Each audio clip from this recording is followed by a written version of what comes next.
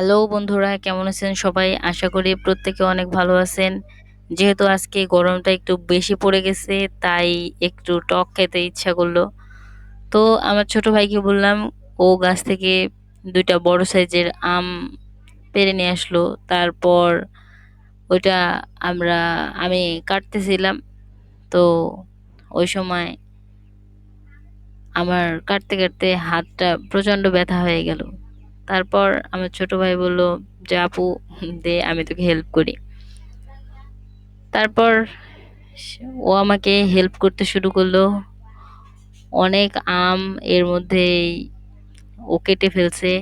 তারপর আমগুলো মাখানের জন্য রেডি করতেছে।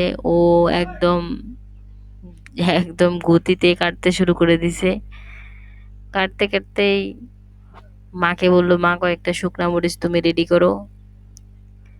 তারপরে মা শুকনা মরিচ রেডি করে দিল। ও তারপর মাখানো শুরু করে দিল।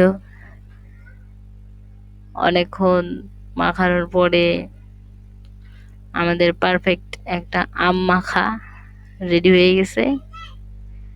তো আমাদের এই আম মাখাটা আপনাদের কাছে কেমন লাগছে অবশ্যই লাইক কমেন্ট করে জানিয়ে দিবেন। আর গরমের মাঝে এভাবেই আম মাখা খেলে কিন্তু অনেকটা ভালো লাগে। সবাই একবার হলেও ট্রাই করবেন বাড়িতে খাওয়ার জন্য।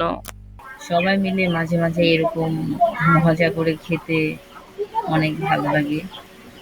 তো আপনারা ভিডিওটা অবশ্যই বেশি বেশি লাইক কমেন্ট শেয়ার করে দিবেন।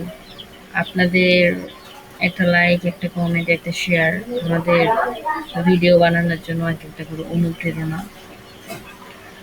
তো অবশ্যই আপনাদের কাছে আমাদের আজকের এই দুপুরের খাবারটা ভালো লাগলে বাড়িতে একবার ট্রাই করবেন। ধন্যবাদ।